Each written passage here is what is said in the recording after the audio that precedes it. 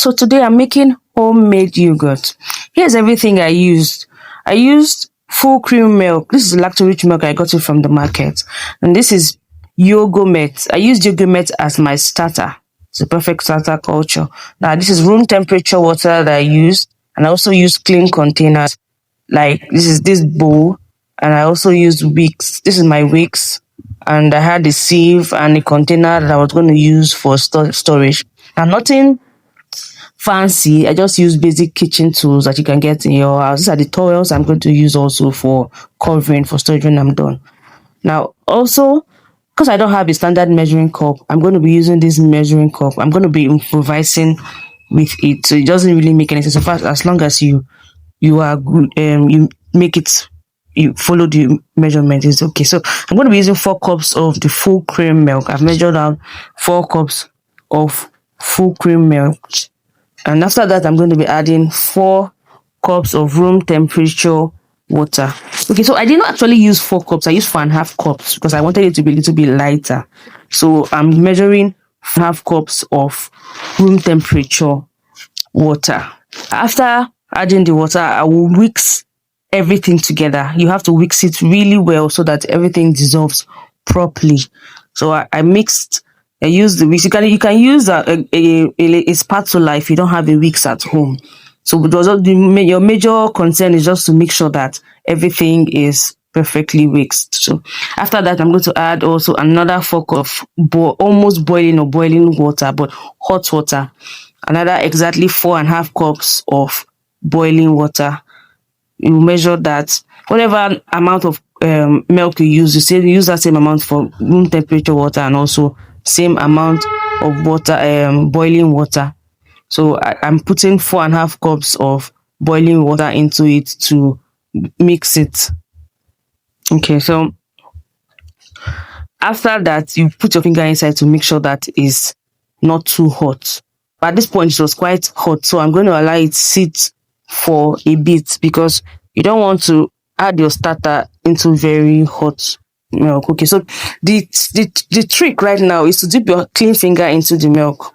If it's too hot, you have to, if you cannot withstand if your finger cannot withstand the hotness, you allow it to drop for up to even 45 seconds for using the thermometer.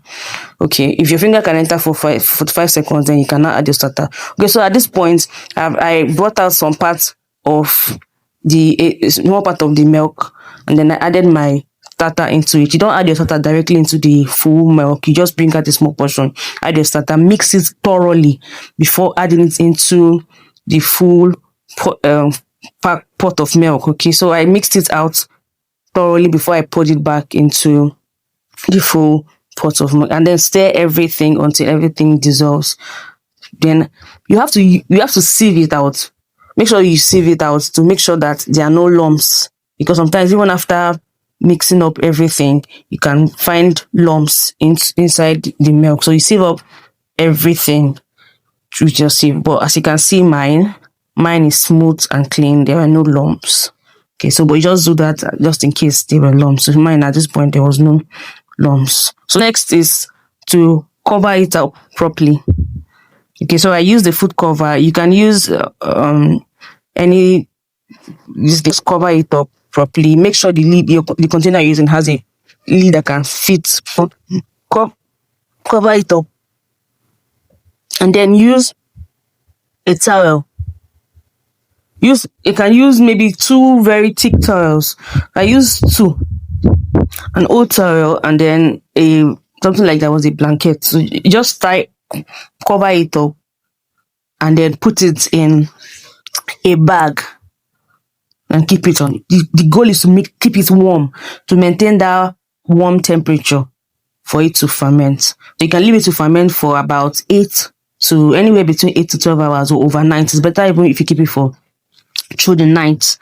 So that's best.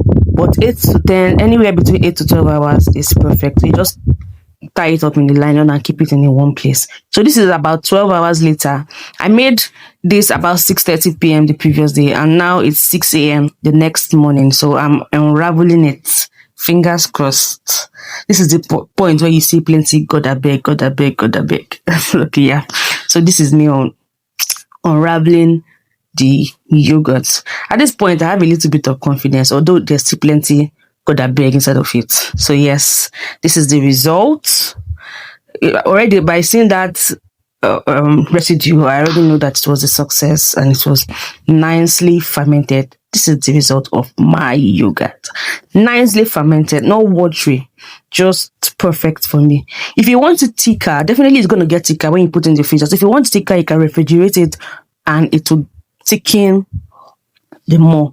Okay, so at this point, if you want Greek yogurt, this is where you pour it into a cheesecloth and keep it in the fridge for 3 to 4 hours. The whey will drain out and it will become much thicker. But I didn't do that because I did not want Greek yogurt. I just wanted regular yogurt. Okay, so that if you want Greek yogurt, you can do that. Put it inside a cheesecloth and put it in the fridge. The whey will drain out and you have a thicker yogurt, which is less fat and the rest. But I just want a regular yogurt. Okay, so I set out aside 2 small portions to use as starters for my next batch. It's not every time I want to be making yogurt, I'll be buying culture. Okay, so I just set out these two. I keep them as my starters for my next batch. I'll store them properly and use them when I'm ready to make yogurt again. I think they can stay in the freezer for anywhere between 2 weeks or even maybe a month. So I'll use them again for my next batch. So this one, I'm going to be dividing them into two. One part I'll sweeten. Okay, so finally to sweeten your Greek yogurt, you just have to put in your sugar or any sweetener of your choice, your dates, honey, and just mix it. So I put in my sugar and I mixed it and it's ready. So yeah, guys, my simple homemade yogurt for parfait is ready. Do you like it? So I'm going to refrigerate this so that it gets thicker. Thank you so much for watching. See you on my next one. Bye.